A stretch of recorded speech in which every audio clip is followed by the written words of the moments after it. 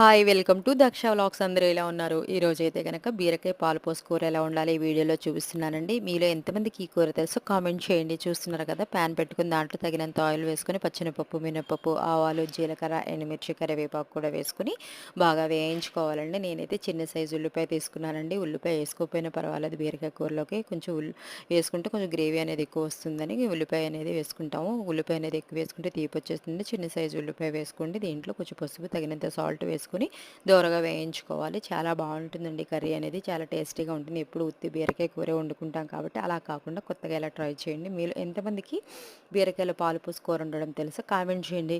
మనం కట్ చేసి పెట్టుకున్న బీరకాయ ముక్కలు కూడా వేసుకొని బాగా కలిసేటట్టు మొత్తం పసుపు అదంతా బాగా కలిసేటట్టు బాగా కలుపుకొని మూత పెట్టుకొని 5 మినిట్స్ మగ్గించుకోవాలండి. మగ్గిన తర్వాత ఈ విధంగా వస్తుంది. వాటర్ అనేది ఇంకొంచెం 2 మినిట్స్ అయితే కనుక వాటర్ అనేది వచ్చేస్తుందండి. ఇంకొకసారి మూత పెట్టుకుని మగ్గించుకోవాలి.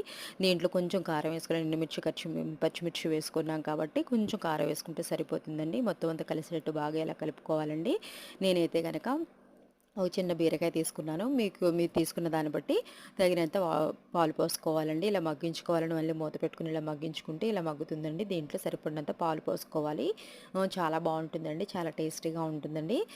బాగా మూత పెట్టుకొని ఒక 2 మినిట్స్ మగ్గించుకోవాలండి. చూసారు కదండి! ఈ విధంగా మగ్గిన తర్వాత దాంట్లో పాలనేది బాగా పీల్చుకొని ముక్కలనేవి బాగా పీల్చుకొని ఇలా ఉడుకుతుందండి.